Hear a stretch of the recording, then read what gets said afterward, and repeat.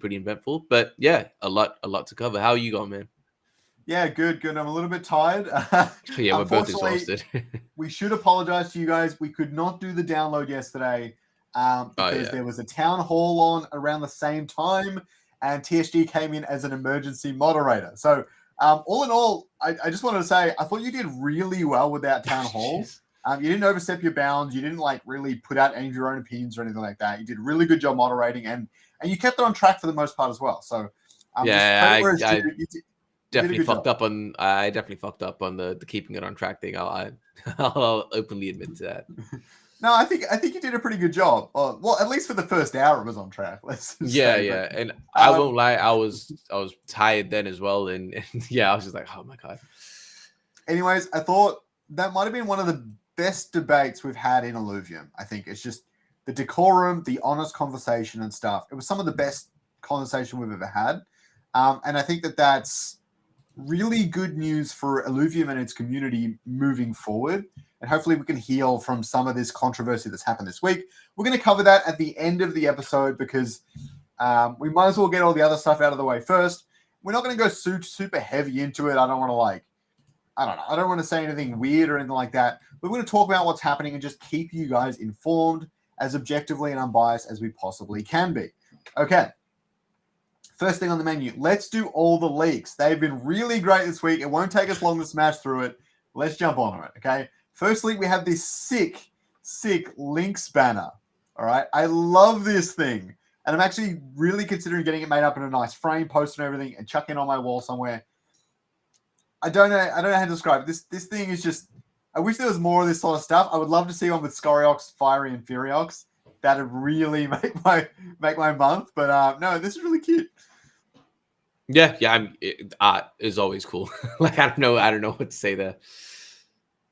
I'm not sure who made this. It looks like Malice made a tweet on X. I don't know whose handle that is. I can't remember. I'm not sure. Yeah, no clue. Maybe we can quickly have a look. Yo, Nipe. Yeah, no, it was a very, very long town hall. I actually was aiming to do it. We scheduled it for an hour. I spoke to Aaron. We're like, all right, let's keep it around an hour and a half.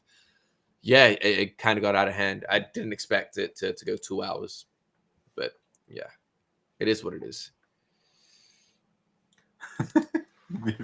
That's funny. All right, next one. Let's go into it. We've got a lot of leaks from Grant, so we're going to scroll through them and do them relatively quickly. This one's a lot of sound things, and the VFX stuff for it is pretty great. I didn't set the sound to play on this, unfortunately. It's fine. I can hear it, but I don't think you guys can. But no. The graphics and thing, I think it looks absolutely great. There's too many leaks to go through to show you all of these. Unfortunately, this one is really awesome. This is the new look for Abyssal Basin.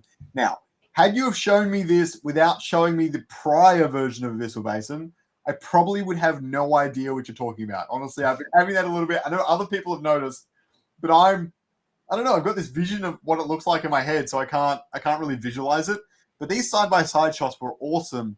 You see the big improvement on the update of Crimson Waste on the right here. Just everything became higher fidelity. That's the biggest thing I noticed. Things like these textures, the textures on the rock are a really big improvement.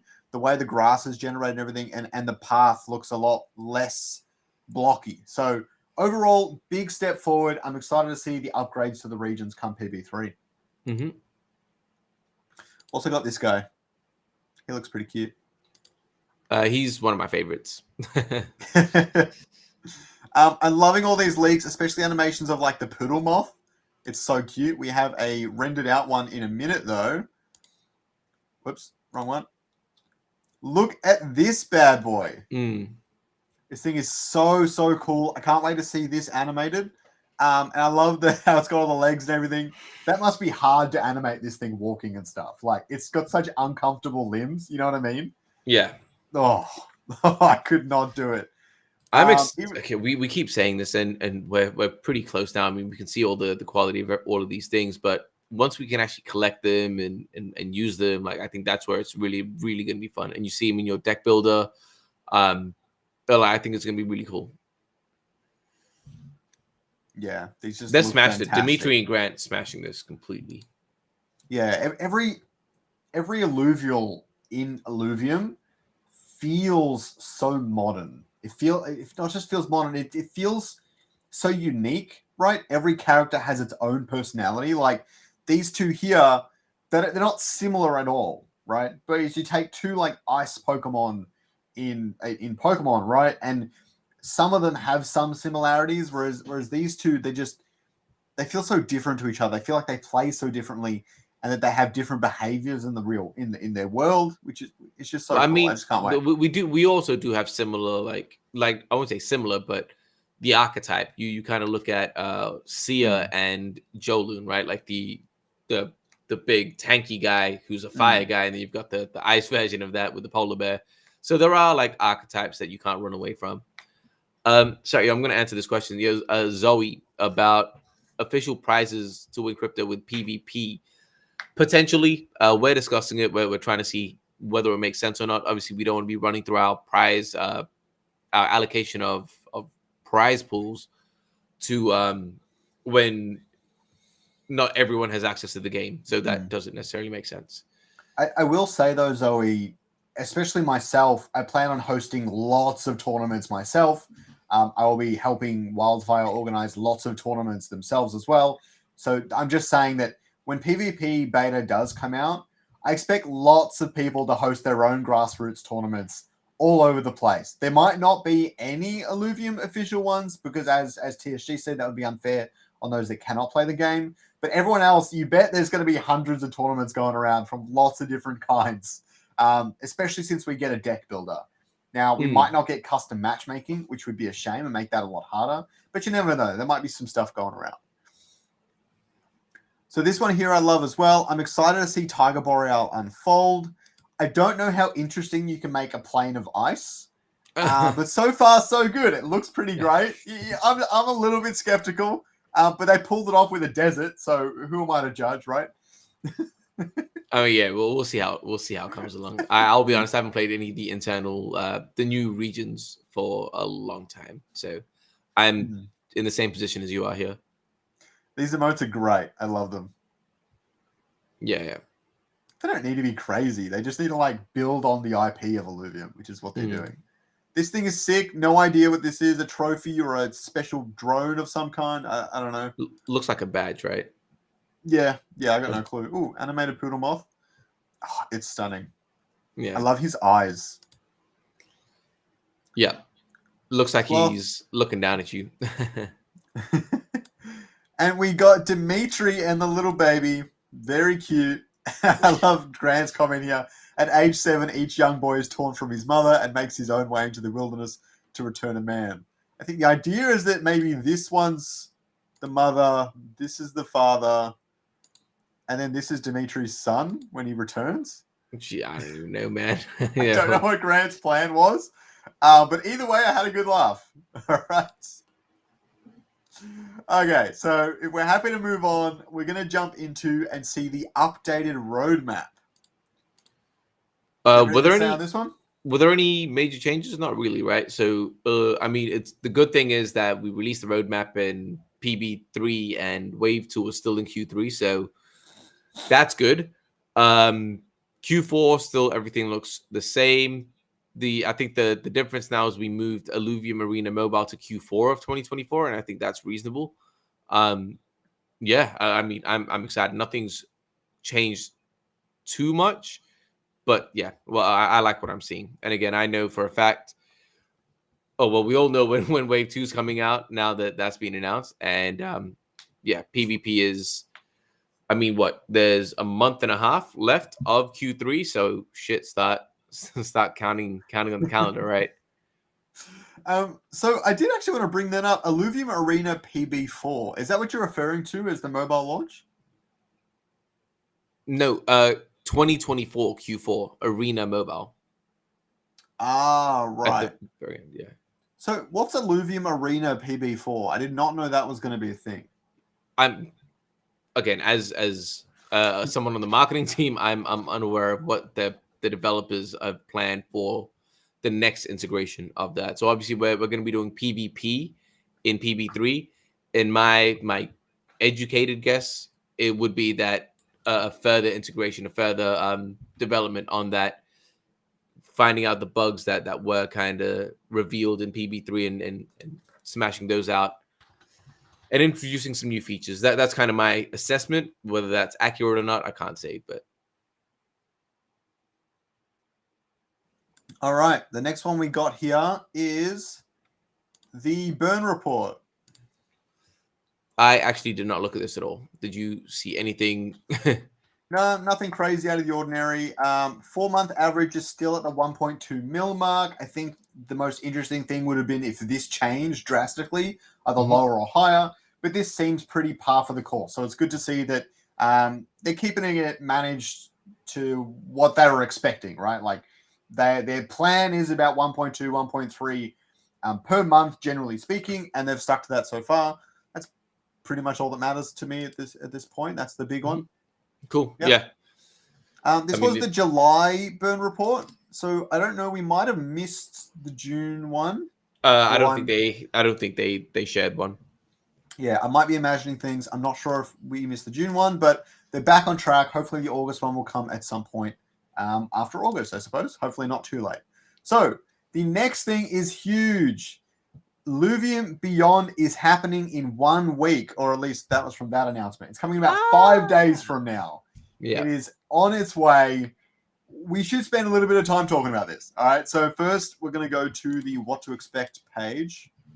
The link is right there. You can go check it out. I might actually drop it down in the chat just for you guys to check that out if you want. And yeah, here are all the Illuvatars available. Do you want to say anything about Wave 2 or like your expectations or what you hope to see? I personally think it's going to do well. Just genuinely, I think it's going to do better. In regards to like a generic kind of statement or a general statement, I think that the art in Wave 2 is way better than Wave 1, actually. The fact that the tier 1s that we've been doing internal testing and you have to actually, instead of getting the chickens consistently, which was the joke, at least now we're getting the apes. And there's a variety of apes. There's 3 different apes. And I think they look well better than the chicken. So even just pulling them as tier 1s, it's like, oh, whatever, cool. It feels a lot better. So they've made the massive changes with the pricing, with the drop rates, and overall, I think it's a more, not because of the pricing, but the drop rates make this a much more enjoyable experience. I don't know, like, again, you tell me, what do you agree with that? Do you align with that with your internal testing? Like, be honest, it's fine. I made a whole thread about this. Now, the biggest thing I noticed was T3s in standard discs, actually. So they went from about 5% to what is it, like 11%. And when you add together the 4 items that aren't a T0, you're including the accessories, then you actually pull a T3 something in every 2 discs. And I know a lot of the time that's going to be the accessory, but that actually feels really good. In Wave 1, you had this serious syndrome of your accessories are like 2 clown noses every single time you open a disc. You do not have that problem anymore at all, which is actually really awesome. And it's fixed a lot of that sort of stuff. So they do feel way better, especially to try and complete your collections, right? Because you might be getting the mega disc to try and complete your collection, but the standard disc, now you're getting a lot more diversity in especially the accessories, which is going to help you like kit out your Illuvatars if you're trying to get good scores, figure out a cool album, get lots of slots filled.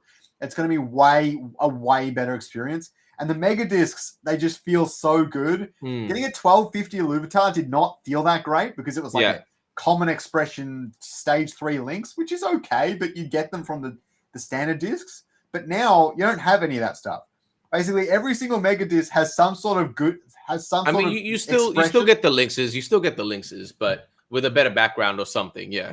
Yeah, but basically everything now has like some sort of expression, or it's hollow, or it's just something you don't have yet, or it's got a great background. Basically, it really does feel like you get something new in every single mega disc, and it makes the whole experience so much better. And I cannot wait to open up as many as I can. Yeah, yo, I'm gonna just say this real quick. Yo, Zoe, chill with that. If you guys have beef, you guys can handle that shit outside of the chat. I have no issue with Sam. I have no issue with you. Let's keep this shit civil. Regarding Crystal's question about prices dropped drastically, I mean that they dropped about 25 to 30%. I forget what the exact percentage is, but About around that 30%, range. yeah. It's about 30%. Yeah, so there is, and I would say a third of the price dropping is rather drastic. But yeah, but so I personally, and I actually disagree with Sam here. I think people will be happy at that. I agree with, but I do disagree that we might not make enough money. Like we might not make the same amount of money. There were, I mean, look, before I justify it, what do you think with that statement? Do you think that we're going to hit the same numbers?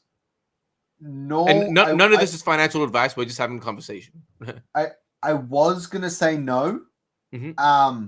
But now that we've got the addition of affiliate marketing coming on board, as well as Becca tweeting about Illuvium every now and then, I think we've got some level of a hype train going for Wave 2, which I wasn't sure if that was really going to be there, drop prices or not. But there's some increased level of interest, and now we have the opportunity to reach out to other influencers and things a lot easier and really get some serious sort of marketing campaigns and things kicked up for at least the longevity of the extended sale. So I think we could do really well. Yeah. Yeah, I think there are things that we have in our arsenal this time around that we didn't previously, and obviously the first time there is a bit of a lure for the first time being it's a new thing, but we have absolutely learned from that experience. The way we're maneuvering in Wave 2 is there are the things that worked, we're repeating. The things that didn't work or we know we can improve, we're improving. So I genuinely believe, and we didn't hit that many people, like truthfully, that there's just so many other communities. Like there's so many things that we can do. So I am very, very excited about Wave 2. I think it's going to be fun. There's a lot that hasn't kind of been announced yet, even. We're keeping things in our back pocket. The fact that alpha sales only go for 1 day, not a 3-day, where and again, like the whole thing about announcing this big thing and it's alphas, and everyone's like, I don't want to buy alphas. I want to wait for the other ones.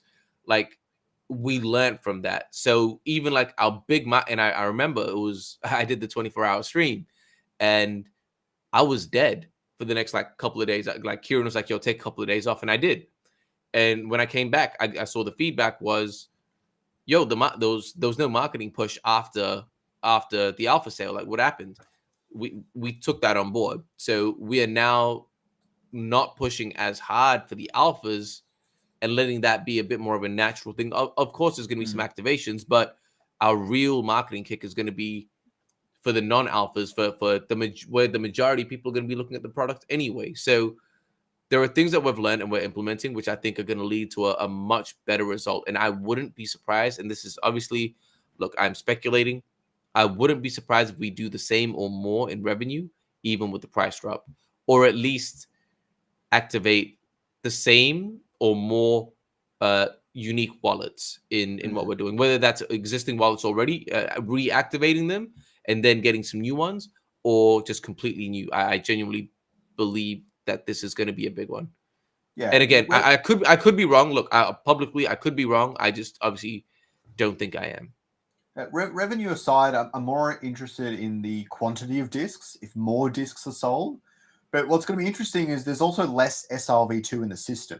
Now, this might cause people to buy less discs, but you never know. We might make the same amount of revenue as we did in ETH in terms of Ethereum and things like that. You never know. So it's going to be a completely different wave. And then some of the numbers might not line up. Like we might make more revenue and sell less discs or vice versa. You know, it's going to be quite interesting to watch. But I just think come into it with an open mind, and the less comparison we make to Wave 1 is probably going to be the better overall, to be honest, because it's a completely different sale. There's different pricing, different odds, different alpha sale, different marketing strategies. It's night and day to me. But we obviously still need to, again, because the conversation point was, oh, should we change it? But we only have one data point, which is Wave 1, and now we're like not just you, but I've heard other people. We can't compare it so closely to Wave 1, but we have to. Like that's legitimately what the data points are. It's Wave 1, Wave 2, and then we see whether we made the right changes or not into Wave 3. But actually, speaking about this, let's bring up Zeptal's tweet. this is like pretty interesting because Zeptal Got it had a here tweet. somewhere. Yeah, Zeptal had a tweet giving his thesis on Be a Wave 2. And then Seaton kind of came back with his. They were both conflicting ideas. And I thought we'd both go through them, see what we think. So Zeptal makes the claim, and I don't remember this, so I'm going to read this on the screen as well. But Zeptal made the claim that the first 48 hours would be a flop. So his thoughts are that, and we'll kind of dissect it point by point, right? So we both get a chance. So his first claim is that we announced it 8 days prior to launch, and that we should have done a minimum of 3 weeks prior to launch. Your thoughts? Well, And how big of an depends on the impact do you think thing. that has? Depends what you do with the 3 weeks, to be honest. But I don't think we have the resources, or at least we're saving up those resources for a bigger event. So I don't think we really had anything that we would have done during those 3 weeks. I would have liked to hear some. I don't think he has some actual suggestions of what we would have done during that time. It would have been good to see some suggestions regarding that. But I don't know. The more time is kind of better, but crypto moves pretty quickly, so I'm not so convinced. Maybe 2 weeks would have been nice. I don't know, but 3 weeks maybe a bit much. So I understand where he's coming from, and again, like what you're saying, you need to have a bunch of things consistently if you want to do 3 weeks. Otherwise, what you're doing is you make the announcement in 3 weeks, you make a big splash. By the way, guys, this is coming. Then you go quiet for a week, and then the second week comes around, and then you start to do some activations, whatever that is. So it starts to get on people's minds. And what you're doing at that point is getting the attention of people over time so they understand what's coming, right? So I understand where he's coming from. But I don't think it's the only way of doing it. Like you say, I think in crypto, not even in crypto, dude, what the fuck? Like, just look at, sorry, I cussed, but That's look right. at TikTok. That's not crypto. Our attention span's done. It's just human beings.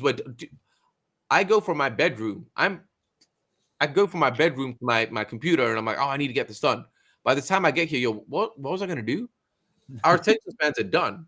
It's crazy. So, and this is something that I've actually spoken to in the marketing meetings and things like that as well. Like with our strategy, we shouldn't be announcing or like starting to market weeks in advance. I just genuinely don't think so.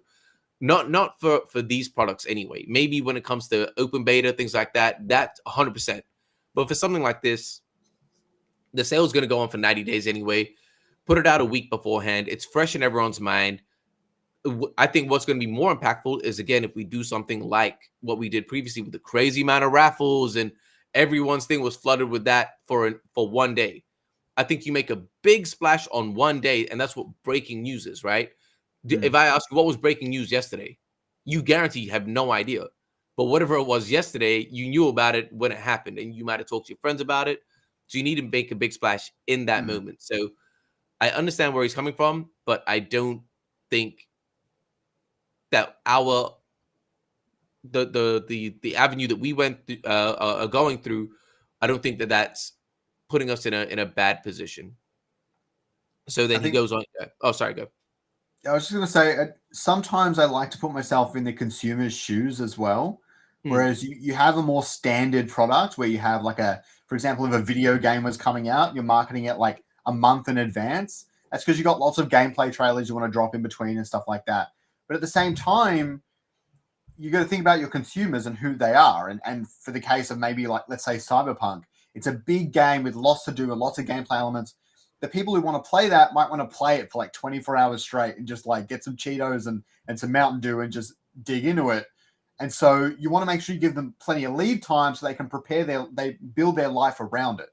Illuvitas goes on for 3 months. We got 3 months to market this thing in the thing. Like at the start is obviously important, but you don't really need to give the community that big of a heads up.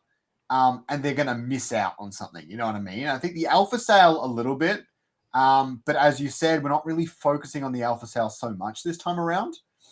But yeah, I think it really depends on your consumer, and it depends on the product. And I don't know if this one needs a huge lead time, But for open beta, definitely. PvP is different again because PvP is a closed beta, so you're not really marketing it to the masses. Depending on how we're going about it, and maybe we would try to open it up a lot in that case, maybe. But with open beta, it's going to be a very different story, I expect. Cool. And I'm actually realizing I'm reading the rest of this. That's pretty much the only point that he brought up on why he thinks that the first 48 hours are going to be a flop. There's no other real. So yeah, he says other factors like pricing and purpose affect the success of the launch, but he doesn't actually explain what he means by that. So yeah, I mean that was his point of view. I disagree, and also I think that judging a 90-day 90-day sale on its first 48 hours is I don't even know what the word is. It's just not like I just don't I don't even have a word for it. I just like disc sales were consistent throughout all of Wave 1 throughout the entire 90 days, which I thought was fascinating. It definitely dipped at some point, right? It definitely dipped, and then it was secondaries that were. It was surprisingly consistent. Actually, disc purchases. The last 20 days or so, it dipped until the last few days. But besides that, for the first 60 days or so, it was pretty consistent, which surprised me a lot. And let's go to Seaton's. Let's go to Seaton's one now, which counts. And I agree, Sam. And again, if we do what we're supposed to do when the game comes out and there's a good IP and everything like that, and people realize like, yo, having all the Ramfires or the Ramfire line is going to give me a Ramfire battle board, and that's the only way to get it. People are going to go back, and that's where the fun starts. Like, I genuinely do believe secondary sales is where things happen. And like I've talked again, people have kind of said, oh, why are we doing the Illuvitas? There's a lot of value in a product like this that people don't see, like battle testing, IMX, making sure we have like the decks and everything. We launched Illuvitas twice now with Wave 1 and the promo disc. Those issues both times. I would much rather us go through those learning experiences now than at launch. So there are valuable things that we get out of this experience, not just let's sell something. Like we're not thinking that narrow. Okay, let's talk about it. Seaton Crypto. I have not seen this yet. yeah. Here are some of his. Oh no, I have seen this. A lot less care about Wave 2 alphas. I can definitely agree there. Standard packs will feel much better open at $5.50 during the regular run. And as someone in this chat said, $4.50 pricing in SRV2. I have no idea what ILV price is going to look like for the sale itself, but say it's $4.50. And many will opt for more standards over Mega. I agree with that, having experienced both of them. Also, you've got the disc rewards. You've got the individual rewards, milestones and stuff. Like you open 100 discs, you get this and that. I think that's going to play a big role as well. Highest pack opening volume will be 1 to 14 days into the extended sale. Yep. Safety pool continues to get filled slowly, maybe full by the end of the 90 days. I don't know if it's going to get full. I hope it is, but I can't say for sure, to be honest. How much do we need? How much do we need to fill it up? I actually don't even know that. 1.5 mil in Ethereum. I reckon that's going to get. You don't reckon? I have no idea. I have no idea, man. There's less SRV2 in the system, so it's likely. Yeah. I'm speculating. I want to make that abundantly clear. I am speculating. I don't know this for a fact, but I do believe that we will. I have run some of my own personal numbers, as you know I do. The reason we were deciding on the $30 versus $36 price point, and this is a large factor that actually came into play when I was trying to make that decision. And the $36 has a significantly higher chance of getting us there. What I am going to say is, unless we get some level of new people into the ecosystem, I don't think we're going to hit it. If we do well with getting new people, say even 1.2, 1.3x the amount of players, then I think we will hit it. I think that's what it's going to come down to. But who knows? Anyone can guess. I mean, yeah, we've got our targets of what we're trying to hit internally. So we'll see. But yeah, and what I like again, look, I'm not going to be objective here. I like Seaton's take on this compared to Zeptile's take, because first thing, is that he looks at it in a 90-day scope, like the entirety of the sale. It's like, cool, like that makes it just seems more yeah, I don't even know what the word is, but whatever. It holistic. It's a much more holistic look at a product. And the analysis seems, again, more holistic is what I'm going to say. And yeah, so he's right. I think less people care about wave 2 alphas. Agreed. I think wave 1 alphas were a big thing. Wave 2 alphas, not so much. I do believe, and I think I've stated this publicly, I believe that standard alphas might be quite popular because the price is still quite low and it's essentially a lottery ticket to get an Mephisto or something like that with the alpha stamp.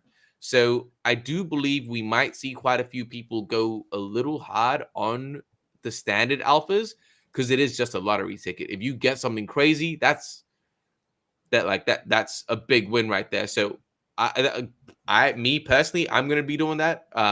But yeah, that I kind of believe that's gonna happen. The alphas are a really funny one because I think supply and demand is going to play a really big role. That there's two things here. Firstly, the alpha discs are doing really well on the secondary from wave 1. So that's definitely incentive to consider them at the very least. What I'm more interested in seeing is in the last hour or two of the sale, everyone's going to know how many alphas have been minted, and then they're going to make decisions, if you ask me. Yeah. I think that's going to be fascinating because if not many are minted, I expect lots of people to jump in because that would make a lot of sense. There aren't many in existence. But if quite a few are minted, then, I mean, who cares? Lots are minted. Great. So I see that happening. I think people are going to get this standard alphas regardless, but I see what you're saying play out for the mega alphas. And Ned, I would also vote for Seaton, but I almost know for a fact that he is not going to be running. he is able to add value in other ways. But yeah, but no, yeah, going back to all of Seaton's points, standard packs will feel much better. I think that's, again, an obvious statement, especially with the better drop rates, lower price, better drop rates. Of course, you're going to feel better. We'll up the more standards over megas. Again, I think I agree with that. Highest pack opening volume will be once 14 days. Makes total sense. It's a new product. Everyone's extremely excited. They go in really hard. Slows down after that. It turns to secondary. Completely reasonable take on that. Safety pool continues to get filled. Again, that's speculation at this point. We don't know. On average, pack openers will be more satisfied. Again, that's almost guaranteed with better drop rates. You kind of hope that was the case. They're so much better. Yeah. And then the rare Rampy trades at a silly premium. And I agree with that. I think the Ramfire premium is a real thing. And even though it's a stage 1 of the tier 5, I think that I wouldn't be surprised to be seeing the Ramfies go for more than Mephistos on the secondary market, potentially, just because it is part of that line. Or maybe not more, but of equal value. I think the premium on a tier 5, it wouldn't be the same as another tier 5 stage 1. I think the Ramfire premium is I've a never thing. understood the allure on Ramfy, to be honest. I don't like the Ramfire line's design all that much. And I don't think I'm alone in that. And many people actually just like it because they think it's going to be popular because it's kind of the mascot, that and Atlas, right? Which is fine, but I've never understood it. But I agree with you. It's going to be pretty popular just because of its status. 100%. But yeah, cool. So they're the two tweets, and I like this because they kind of went back to back against each other. Again, like I said, I much prefer Seaton's tweet, not because I agree with him, but I think he was able to kind of put out his points and look at it more holistically, which was cool. So yeah, we'll see. I mean, we'll find out. We'll find out. The next one here is Illuvahub put out this awesome graphic with all of the odds. I hope I'm not wrong, but I believe that the odds on the right are referring to the rare slot in a mega disc. And you can see kind of the pulls here, which are pretty great. 10% for some of these stage 2 tier 3s. 10% for the stage 1 tier 3s, which doesn't make much sense. Are those numbers correct? I'm not a numbers guy. As far as looking at my own numbers, it doesn't line up very well. But I'll ask the team how they came to it. Maybe I'm wrong. I don't know. Yeah, cool. This feels accurate after pulling discs. You can get quite a few of the stage 3 lynxes. But that being said, they can all feel really unique. You pretty much get like some sort of expression on them, or they're hollow, or they got a great background. Every single time, you're not going to get 2 of the same lengths, trust me. I will say, Kukaraf is hype. Kukaraf with the hollow and everything is so good. I did pull an Umbre in my Megas pull from the testnet. All the tier 4s are fantastic. Sinelf and Avista and Rampy are all huge, obviously. And the T3s are all awesome. So this T3 and up, which is quite common in the Mega Disc, they're all so good. I can't wait to pull them. And all the tier 1s, I'm not a big fan of the monkeys. I think they look pretty cool. But the other tier 1s are really awesome as well. Caradulo feels like that tier 5. Like, it's just such a cool design. I love it. Yeah, I don't know anything about the numbers, so I mean, like I do, but I just don't pay that much attention. So yeah, it's cool. I like what these guys are doing with the graphics, but I've actually spoken to the team. I think they can optimize these visually a lot more and make it a lot like there's a lot happening visually. And I've told them this. Yeah, I've told them this, but yeah, it's this sort of stuff. This is the only thing that I find weird is this banner up here with the. I get the style, but it's not my thing. Yeah. But yeah, cool. All right. The next one is affiliate marketing for Illuvium Beyond, and then we'll move on to fuel stuff, right? Yeah. So affiliate marketing for Illuvium Beyond. This got a whopping 70 upvotes. Congrats, Taryn. I mean, you're the one that wrote this, so I just it was TSG's proposal, and I wrote it. Once TSG got the green light, he's been working on this for quite some time. Once he got the green light, he came to the marketing sub-council, called an emergency meeting, and we got onto it straight away and did everything we could to get it written up, sorted. Kieran helped us out as well, and we got it through to the public and got it approved and everything, and it's making its way quickly through the approvals, and it's on time now. So we managed to pull it off. It was a big team effort. Thank you, Taryn, and thank you everyone else on the marketing sub-council. We managed to pull this one off. Yeah. No, I appreciate everyone for, again, I've actually... fun fact, I've actually got documentations I'm turning into Aaron myself on creator programs and affiliate stuff internally, which I can't share publicly just yet. But I've thought about this stuff from all of the products, from Beyond, Zero, or everything. So all of that is in the works, and I'm glad I've been fighting for this. It's going to be a year that I've worked at Illuvium next month. And I've legitimately been working at this for a long time. It's taken a long time to get this to be a priority, to get this to work. So the fact that we have this, I mean, it opens me up to having a lot more fruitful conversations with influencers, with partners. And again, it's gives me a lever to pull on when I have these negotiations. So I'm so happy that it's finally done. And I'm really excited because it gives us data. I think that's what a lot of people don't see. Like, look, I'll break this down very quickly, but what you guys don't see in the crypto or influencer stuff is people ask for ridiculous amounts of money, and if we have no way to track it, they're like, we get this many views, we want this much money. And it's like, okay, cool, but how do we track it? How is it? Our job is we need to understand, is it ROI positive? What we care about the DAO. We're not just going to be throwing money around. That's legitimately why I got hired. They were like, don't do that. I know you're not going to do that. And without the ability to track data, it's very hard. And this is the thing where people, I won't say everyone, but there were people, oh, you're spending money on influencers. No, I wasn't, because I could never justify it. How could I justify spending money and not being able to track it? If Kieran's, was that positive or negative for us? I would look like an idiot if I said, I don't know. So I never put myself in that position. So having something like an affiliate program allows us to track the data, and that we see who we can double down on. We see who we can kind of leave at the wayside and be like, look, we're not going to give you that much attention. It just is what it's marketing. It is what it is. And I'm not saying be a dickhead to them, but where do we double down on our marketing efforts, right? So the biggest thing is for me is there's two big things. One, it gives creators a chance to actually earn, especially like Scoriox and these guys. So when it does come out, use Scoriox's link. I'll have a link as well, but genuinely use Scoriox's link. I don't care. Like, he's adding value to the community for so long without getting paid. And this is his chance to actually get back. And that was one of the things that I was really, really pushing for. Like Jimbo, Artemis, all of you guys, I wanted you guys to get a cut of the value you provide. And also the second thing is it gives me data.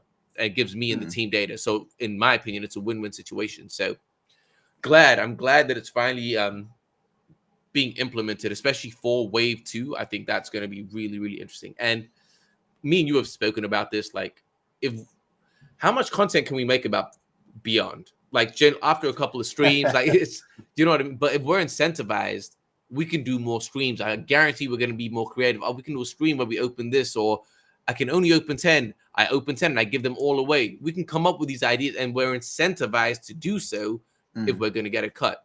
So I think that there's a lot of value there. Yeah, I think the other thing that always came to mind is I always knew this was a good idea, obviously. When I had one of my very first meetings with Andrew, for anyone that doesn't know, if you really ask nicely, you can get some links and things that let you meet up with Andrew. But it's more like, I want to do content, or I am doing content. Andrew, can you give me some advice? And I respect Andrew's opinion on content creation in particular quite a lot, as many of you guys probably do as well. And getting some of his advice was great. But one of the things I remember him talking about was this thing he talked about.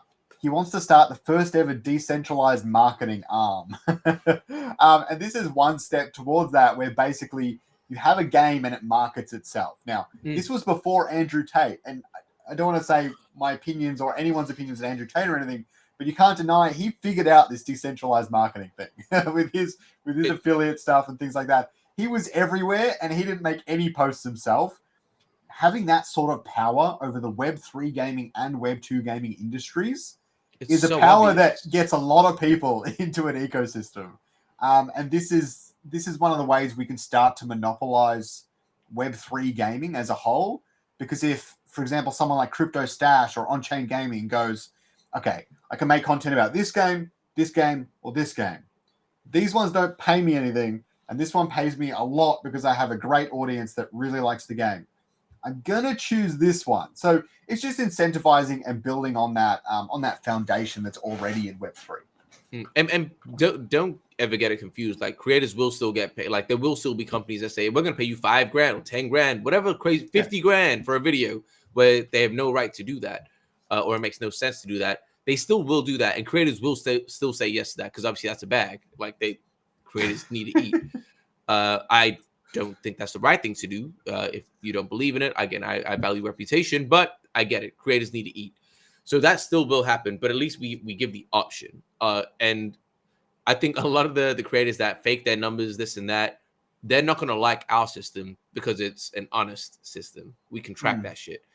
The guys faking their numbers, they're going to go with the guys giving them $50,000 or whatever crazy numbers it is, but it's not actually going to be impactful. It's not actually going to build a brand. It's not actually going to do anything long-term. So we're trying to build this long-term, and that's kind of why, that's not even kind of, that's why I was brought on the team. And I'm going to make sure that if I leave at any point, I leave Illuvium better off than I came in. And I leave with a system for creators where, again, like you say, I'm essentially, I think Johnny kind of said this actually one time. I think it was Johnny. It was a great line. He's like, the main goal for you at work is to try and find a way to make yourself like obsolete. And I was like, that's very true. And then I thought about what I was doing with this, and it's like, yeah, it's essentially what you said. Like, if I set up this program where it's automated, they come in, they sign up for this affiliate thing, they start pushing it out by themselves. What is the point of me? There obviously is, but so I'm like, that's kind of what I want to do. So if I ever do leave, I want to make sure that I leave Illuvium in a place where I kind of added to it. Yeah, for sure. All right. So now it is time to jump into Fuel. Here we go. So we're not going to go through all the proposals word by word or anything like that. But we will take I didn't actually mean to go into this one. All right. I'll say this real quick. Yeah, Crystal, I'm not saying I am going to leave. I'm just saying it's an example. Okay. So let's take a top of the market view on this one. All right. So firstly, we've got 4 different proposals for Fuel. Many of you probably already know this. I've released a video on this already. I missed out Annie's one. I'm really sorry, everyone. But let's go over through them simply. Firstly, we have Venomore's proposal for the simplified fuel proposal. Long story short, guaranteed way of 5% to all landholders while eliminating some of that order book, send to your own wallet type of stuff. And on the other end, a static fuel price that any players could come in and they would know exactly what a travel costs at all times. That's basically Venomore's proposal. Aaron's is an order book system. If you sell fuel on land, you sell it at a certain price. You can choose that price, and then the buyer will buy at that price on the other end, and it'll probably have an upper rail to make sure there's no chance for the price to go to $5 billion a run, right? Jake's proposal is pretty much tacking onto that, where there's some autonomous systems in there to help navigate that. So price cannot increase or decrease too quickly because it's some level of a free market system. And then Javes helps dampen that volatility. And Annie's dampens the volatility in a very different way, where if things are too volatile, it then drops more land into the market to increase the supply that way, rather than increasing the actual supply of the existing land plot. So you add more land plots instead of improving the existing land plots. I think it has a lot of merits and a lot of interesting points. It's quite a weird one. My biggest concern with that one is actually that it eliminates our ability to market a big land sale, which is a great marketing tool, especially in crypto. But overall, it's actually a pretty cool idea. So I really like that one he put forward. And yeah, those are the 4 proposals. Long story short, Aaron's got the most upvotes. Annie and Najave's got about the same amount of upvotes, not enough to go through to a vote or anything. Aaron's got enough to go through the vote, so it'll probably happen soon. And the simplified fuel proposal, although it did get like 20 upvotes, don't get me wrong, it's actually similar to Najave's and Annie's. It got a lot of downvotes, and this chat has 781 messages in it. I didn't read them. It's not worth it. It derailed multiple times. It derailed multiple times. I have a feeling it derailed. I don't know why everyone was so upset. I actually don't mind some of the concepts talked about in there. Yeah. I think they take too much away from Illuvium overall. But I mean, they're great ideas for attracting Web 2 and getting more players in and stuff. I mean, fundamentally, it's not that bad or anything, right? Yeah, his idea is not a bad idea. Like, just straight up, objectively speaking, it's not a bad idea. Of course. Is it? And one of the things that I didn't like was, but we have a high chance of guaranteed success by doing that. That's not, we don't like that. We don't know that for either side. But what he's saying is that his proposal poses less risk. That's a more valid statement, because you're right. Yeah, we don't have a version of Aaron's system that we've seen really. So and like what Bet said, that more games use his system, which again, it poses less of a risk. Does that mean that it's going to guarantee success or has a high chance of guaranteeing success? No, that's not a valid point to make. So that was one of the things that kind of irked me the wrong way. But again, I don't mind his idea, but I do believe, and I'm generally thinking about I generally think a couple of steps ahead when making decisions like this, rather than what I think immediately. My immediate thought, this is a great idea. Genuinely, my immediate thought, this makes a lot of sense. And then I think to what Aaron said and his proposal, if we were to implement a fixed rate, a fixed price like Fedimore proposes, and if we do need to change it in the future, there's going to be a lot of backlash. We start to open it up in the future, there's going to be a lot of backlash because it's going against what is stable. If we go with something that fluctuates and is dynamic, and then we change it to something stable, that's going to be way more well received. People aren't going to freak out as much if we go to fix it and be like, hey guys, we're going to make them like that's. So I think even going with Aaron, I just trust Aaron with this one, because this is his entire thing. He's not an idiot. Like, he's thought about this way more than anyone else. He understands the dynamics between all the games, the interoperability. He understands all of this more than anyone else.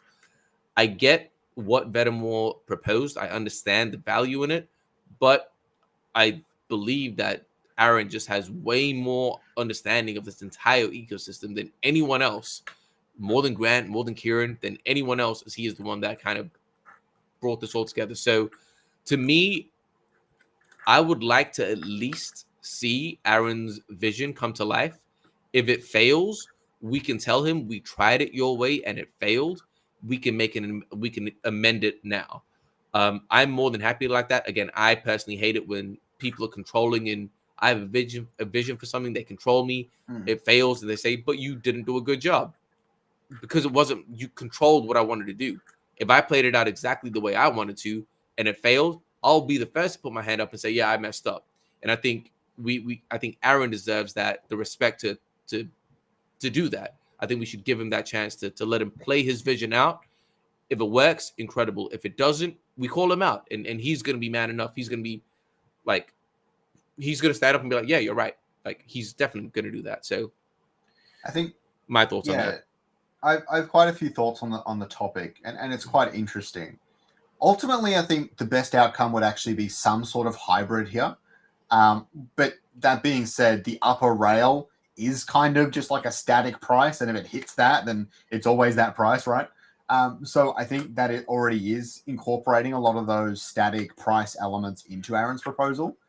And there's a lot to consider here. The other thing I think that's really interesting is demographics. Firstly, the crypto demographic is like 25 and up. Like, I'm on the younger end of this crypto Web3 spectrum, which is kind of weird. But I don't expect many younger audiences to come to Web3 gaming in general, even if it's going to be accommodating. Especially since it's not on mobile and it's not on consoles. I feel like younger kids, maybe I'm a bit out of touch here, but young kids are generally on consoles or mobile. So them coming to Illuvium is a little bit unlikely. And I like to say that a lot of older audiences much prefer your MMOs, your markets, that sort of stuff. Like your World of Warcraft, I feel, is filled up by a lot more of an older generation. And that's the sort of thing that a free market would tack onto. So it's quite interesting trying to use standard Web 2 systems when they're fundamentally attracting a different demographic. So it's a really weird juxtaposition. But that being said, if Arena was already on mobile, it might be a little bit of a different story again. Yeah. But on all that, I want to echo your sentiment with Aaron's thinking. Something that I did think about the other day, and actually came up when they were talking about it in the town hall, was everyone that came to Illuvium, including myself, and maybe I lost that somewhere along the way. Everyone that came into Illuvium initially and believed in this project and is still here because of the vision of Illuvium. They've been very transparent that this has been their vision the entire time. It feels kind of, I know it's a DAO, but it feels kind of weird to come in and say, "Oh, we think you're doing it wrong. I'm going to hijack your project." Now, I'm not saying anyone's trying to hijack anything. We're all trying to improve the game. But it feels kind of weird to take away that vision before it even had a chance to try. It just feels unusual. And I would, as weird as it sounds, I would rather us have an unsuccessful launch with what we all believed in to begin with and then change tactics than to not give it a fair shot at all. Because I think Illuvium's trying something different and innovative. And from what I've seen in gaming, because Web3 is closest to indie gaming, it's always the most innovative indie game that gets a lot of players. Every single time. No indie game has launched that hasn't done something interesting and fascinating and gotten players. Even Only Up. Like, that was a weird game and kind of trippy, and I feel like they caught a lot of people's attention. How hard it was. The idea of just going straight up in a line. There are games like that in the past. Like, it's not a unique idea, but I understand your sentiment. But and the other ones are like Minecraft. It's relatively simple. No one's done that sort of thing before, but it made a big enough splash because it was so interesting. And then even things like Among Us. Among Us is probably a bad example, but Among Us blew up because of COVID. Like, I really wonder if genuinely, like, if Among Us came out today, like, I genuinely wonder if it was going to get the traction it did. It's because everyone was at home. You never know. We'll never know. But I think that's important to maintain. Is I've never ever wanted Illuvium to be like every other game, and maybe static prices doesn't exactly do that. I mean, that would be a pretty bold statement, but I like the fact that Illuvium's trying something different, and that's quite important to me. It doesn't mean I don't want static prices. I've started to come around to the idea of that being beneficial in the long term, but I definitely don't want to get rid of Illuvium's vision. So mixing the two together is kind of ideal, but if that's not really possible, it seems pretty difficult. Then I would rather go with Illuvium's vision and go from there. Yeah, and my thoughts are, and this is another point that I really didn't like in that conversation. It's just something that I've realized. Yeah, look, I won't bring that up. Yeah, so something that was brought up in the conversation was, oh, it's free market compared to a stable market, whatever it is, or a manufactured market, whatever it is. But that's not the case. Like, it's because when you say that, do you want it to be completely fluctuating or stable? Everyone's going to choose stable. That's just common sense. I mean, majority of people are going to choose stable. But what that does is it paints the picture in your mind that it can go up 50,000x in the free market. That's disregarding the possibility of rails. There's a big difference between something with a 10% rail either side variance or 10,000%. And I think when we were having that conversation, I didn't see a lot of people being genuine about that and just being like, yeah, but what if you buy a McDonald's burger now and then tomorrow it's $500? It's like, whoa, like chill. Like, if you're trying to have this conversation, have it properly. And I think that middle ground that you're saying is, to me, it sounds like having Aaron's version with rails. And I know Aaron is against the rails, but I think that sounds like the middle ground where you kind of balance it so it doesn't go over crazy, and you kind of do limit it a little bit. I'm so happy with Aaron doing what he wants to do. But my personal opinion, I'd like to see rails. I think it gives it that fluctuation. It gives it the vibe that everyone kind of wants of a free market without it being out of control. So yeah, we'll see how it goes. Ultimately, this is really echoing some of Aaron's sentiments in the town hall. The free market is not that important to me. I mean, I want the free market, but the reason why is not because I want fluctuating prices, right? My favorite thing about Illuvium, and something that I always wanted in Pokemon, is that every single action someone takes affects someone else. And that, no one's done that before. I don't care how many MMOs you've played. No one's actually done that before. And that is the vision Aaron has. And if that's his vision, that's my vision, because I think that sounds so cool. You know what? That's actually similar to the vision of Star Atlas. And we talk a lot of shit, but like, that's pretty cool. Anyways, long story short, I like the idea of, if I have land and I'm working on my land, that's affecting the rest of the Illuvium ecosystem. If I'm capturing alluvial, that's affecting the rest of the Illuvium ecosystem. Losing that would be a huge injustice to me. So that's really what's most important to me. Yeah. And yeah, Zoe's just saying, good in theory, bad in practice. Yeah, possibly. I'm not an expert at this. I understand consumer behavior. The whole everything else. I won't lie. I'm not an expert, so I won't claim to be, which is the difference between me and many other people in the DAO. All right, let's move on to. I mean, we're at the Becca tweet now. Is that right? I didn't have that Becca tweet. What? I put it in the. It's in there. It's under Seaton in the document.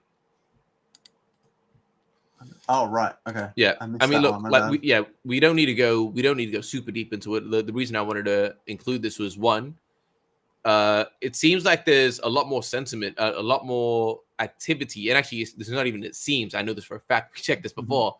There's a lot more Twitter activity about Illuvium, and obviously, we've seen a couple of people like Becca and that tweet about us, or include us in a tweet, and I think it's just shifting. That there's a shift in sentiment about Web3 gaming right now. And yeah, Illuvium keeps being brought up. So that makes me excited. It feels like Illuvium is still that number one game that everyone is looking forward to with the new with the new wave of games in Web3. So with Becca kind of covering us, I mean, his tweet alone moved the token like 10%, which was kind of mad. I tracked it. It was mad. But yeah, I'm excited. I just wanted to kind of bring this up and kind of talk about it. And for anyone that wants to know, we almost doubled in the last like 10 days. So I checked the first 10 days of July and the first 10 days of August. We've pretty much doubled in activity, mentioning Illuvium, talking about Illuvium on Twitter, with double the users doing it. So it's not just the same people typing twice as much. It's actually double the users talking about it, which is interesting. So if this keeps up, like what Scoriox is saying, there's more eyes on Illuvium as a whole anyway, with Wave 2 coming up. We haven't even really put out our partners and other guys working on the marketing side of things for Wave 2. Could be I think people are sleeping. I think I think you're saying more people are talking about Illuvium, and they are. But what I wanted to say is I've seen a lot of people put out Web3 gaming tier lists, and we're not even on half of them.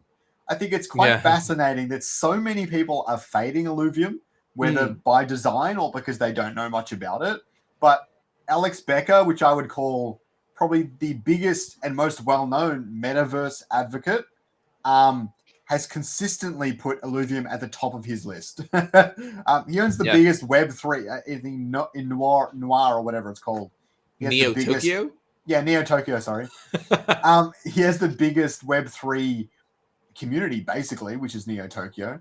And he is constantly on board with Illuvium. So whether he sees something other people don't, or he just knows the space well enough or gets enough research to know that Illuvium's on top, it gives me a lot of faith. I mean, I'm not going to say Illuvium's on top, but this is the impression I get from someone like Alex Becker being the main one talking about it when other people seem to not want to, which is quite interesting to me. I think Becker's one of those people that isn't short-sighted. I think a lot of people are extremely short-sighted. Oh, the game, overworld, there's not much to do. And they, in their mind, it's cemented. That's it. That's the game. And Becker's not an idiot. He understands, yo, that's just the beginning. You guys have created a world. We kind of see what you guys are trying to do. We understand the vision. He understands this shit takes time, and everyone's kind of sleeping on it or giving up, putting us in like B tier and shit because the overworld looks empty. Dude, there's nothing in the overworld yet. Relax, like chill. Like let's see. Give it a couple more years when open beta is out, PvP is out. We'll revisit these lists and see what's up. Once we get PvP out, talk to me about what other game is actually like as enjoyable, as competitive. Sparkball, honestly, is doing a great job. But outside of that, it's like, what? Like, talk to me. Genuinely talk to me. I played Shardbound PvP. It was pretty awesome. It's not the same vibe as Sparkball, but for me, I loved it. Dude, I'm telling you now, I played Illuvium PvP or Arena PvP. Dude, it shits on Shardbound. I've never played Shard. I've watched you, though. It's not even, dude, I'm telling you, you don't get it. You don't get it. It's not that. I know Illuvium is going to be even more compelling than Shardbound was. But it gave me that vibe because it's card builder, play it on a board, strategic, and all the rest of it. And I really enjoyed playing that against a human opponent. And it made me more excited for PvP. Although I still think it's a fantastic game. It had its little bit of bugs and errors and things like that. But it was surprisingly polished, and I really enjoyed it. No, it looked fun. Honestly, I'm not even like joking. When I watched you play, it did look fun. But yeah, I just know that it's not for everyone. It's not for everyone. The same as TFT is not for everyone. The same as Illuvium is probably not going to be for everyone. Of course. Shardbound is definitely not for everyone. It's very much for me. I loved it, but it's not going to be everyone's cup of tea. I think that's great why we have Illuvium Zero, which I'm freaking loving Illuvium Zero right now. Actually, it's so much fun. And we have the Overworld, which is for different people again. So I think we've got a good setup here. Yeah, but yeah, no, I'm really excited. I think we are ahead. I agree with that. Moving on, what are we on now? Is it the vote of no confidence? Are we at the very end now? 1 sec. I didn't know if we were going to talk about it. Yeah, I didn't put a link, but we'll just talk about it. I mean, what are your thoughts on the vote? Like, yeah, just what are your thoughts on it, man? I'll let you start. Let's just provide some context first. Yeah. So after the heated debate about the simplified fuel price proposal, this has been closed, by the way, so don't go looking for it. It's not worth your time. One community member created something called a vote of no confidence against Venomore. The reasoning was pretty silly. Venomore's response, also silly, even more silly.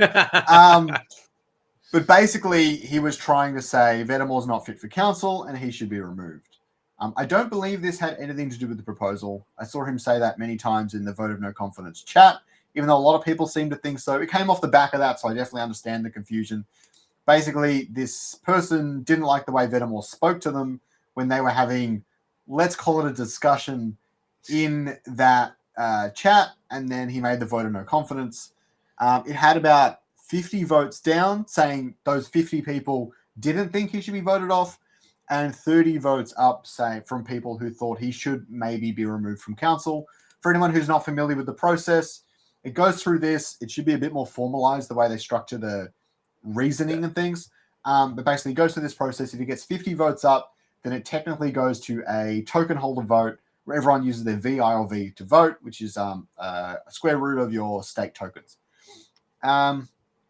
And that's pretty much it. It got closed down by the person who created it themselves. It didn't just end, for anyone who thinks that. I thought someone, I don't know. I don't know what I thought happened, but basically the person who created the vote of no confidence closed down the thing. So it is no longer happening. But it was the first stress test on that part of Gov V2. I think most people seem to think it was kind of a weird stress test, and maybe there's some work needs to be done on that entire part of the process for Gov V2. So kind of interesting that we got to test it so randomly and learn from it. But yeah. Mal, there is a code of conduct. There is a code of conduct from that. Yeah, I think the idea of this person it's a weird one, right? Because it can be interpreted like, oh, this person was speaking disrespectfully. What does that mean? Like someone, yeah, if you say bro to someone, they might be like, I'm not your bro. That's disrespect. You can take that a long way. And then who knows? Yeah, I think it was I'm glad it happened. Not to Venomore. I'm just glad it happened. It kind of showed the flaws in the current process. It definitely needs to be fine tuned. But yeah, I didn't partake in any of the conversation or voting. I do not care. There's enough people in the community to voice their opinions without me putting mine in there. But yeah, like I just think people need to. I really liked Viper's tweet recently, actually, about like how to have an argument or a discussion, where it was like a pyramid of things where people like just name calling or this or that or that. Like I genuinely just, from all the conversations that I'm seeing, people just don't know how to have an actual argument of stating the premise, saying why they believe that premise is true, and then coming to that conclusion of following these points that support this premise. This is why I believe that to be true. Like they don't do that. They just like, you say something and then I'm like, yo, but why? But what about this? And no, you're an idiot for not knowing that. Like that's legitimately the conversations that I'm seeing, and I'm just like, yo, this is just ridiculous. It's just ridiculous. But yeah. Yeah, I don't think we have much more to say on that subject. Yeah, not much. I just thought we'd bring it up. And the last thing, dude, I want to get your thoughts on this again. It's the same kind of shit, dude. Yeah, we're ending on the bullshit today. What do you think about? I'm not going to name names, about people who are hyper competitive about being like their ranks in survival mode. Like people are fighting about this, like publicly, like they're offended. Yo, I'm better than you are. Blah blah blah. Like, am I crazy for thinking that's just so like it's survival? I mean, I don't know. What do you? I'm hyper competitive, and when I see that, I'm like, you guys are just ridiculous. I don't put any weight on it personally, and maybe other people do. I'm just not really. If I don't care about it, why would I have an opinion on if it's good or bad? You know what I mean? Like, yeah, I think it's just, again, it affects the just the atmosphere. Again, like if I beat you in a game, and this is as a competitive player, I'll use Smash as an example, or I'll use this as an example. I'll use Illuvium as an example. Scoriox, I consistently beat or do higher than you in survival. That doesn't mean anything. Like, am I better than you? I play like twice a week, dude. Well, I don't play at all, so regardless. But Play along. Let's say I do get higher than you. Am I better than you? I'm not better than you. I'm just better at analyzing the situation in front of me when a computer presents that to me. I'm not better than you.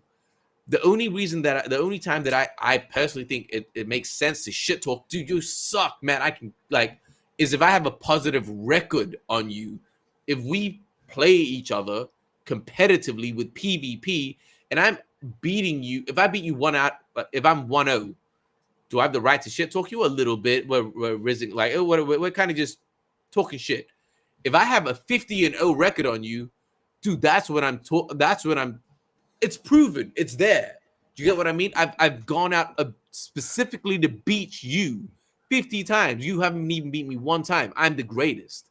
That to me, that makes way more sense than I beat a computer. I was sitting by myself in a computer playing against a computer, and I beat everyone else. Bro, what are you doing? I don't know. For me, yeah, it pisses me off. It pisses me off so much. I'm like, dude, just. Oh, I'm the best. Oh, I got number 2. I got number 3. Jesus Christ. Like, you care about this subject a lot more than I do. Oh, dude, it just pisses me off, man. Because again, I play competitively. I genuinely, that's like me going up to the guys that I compete with. Oh, guess what, guys? I beat the computer that I'm playing on 10 times. I'm the greatest. I've never competed against you guys in a real competition. And if I did, I'd get my ass beat. But guess what? Every day I practice on my computer and I win. They look at me like I'm crazy. And tell you what, if you beat 8 deity AIs in Civ 6, I swear to God.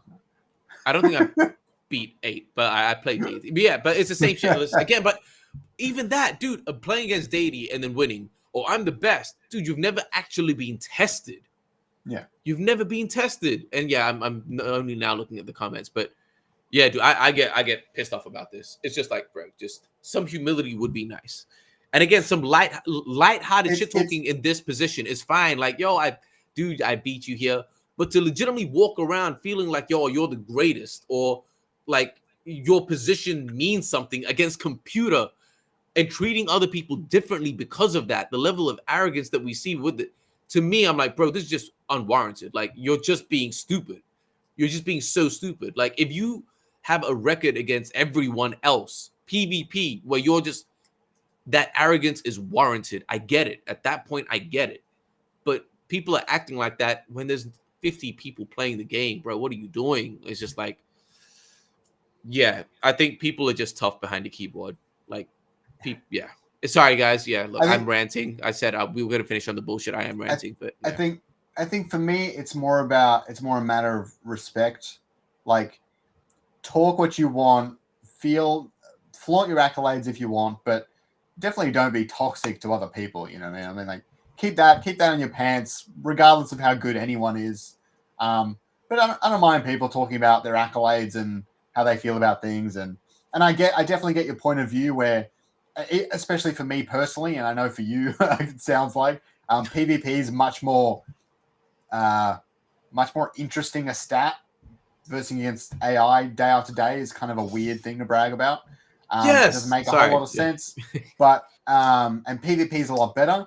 But I mean, Illuvium survival mode is not easy, and not everyone's able to get. You know what this reminds me of? There's some level of skill in that for sure. But yeah, 100%. There is skill, but again, this is what it reminds me of, and we'll wrap up with this. It reminds me of someone who plays like a dating simulator online and is able to pick up the girls on a dating simulator, but they walk around, yo, I'm the best with women. I can pick up anyone. No, you're not. Chill out. Go out and do something. Get your numbers up. And then come back to me. That's what it feels like to me. I know. I ended it off on that's a wild analogy. I'm ending it off in a lighthearted way, but yeah. Oh my god, it's like do something real. You're playing FIFA. I'm the best soccer player in the world. Yeah, bro. Ronaldo ain't got shit on me. Yo, be quiet. Sit down. Go touch grass. Oh my god, go touch grass. 9-0 against Arsenal. yeah. It's like, yo, I'm better than all these guys. Oh, playing Football Manager. Yo, I'm better than Sir Alex Ferguson. Bro, what? What are you talking about? Oh my god. Yo, tell me these examples don't make sense though. They do. Yo. Oh my god. I don't think they relate to survival at all, but they're funny. Yeah, I mean, yeah. I think they make sense, but All right, let's wrap up. We ended off the bullshit on a lighthearted note, but all right. Yeah, all right, sick. Anything you want to say to wrap up, man? A lot has happened these 2 weeks. Leave a comment down below if we missed anything. Don't forget to like the video. Don't forget to subscribe to TSG. Well, if you buy merch, use Scoriox.eth or TSG5. And thanks for joining us on today's stream. I know it went a little bit long, but we really appreciate it, and we hope you learned something and helped stay up to date with Illuvium. Yo, real quick before we bounce, if anyone can clip that where I brought up the thing about the dating simulator, clip that for me. I want to post that.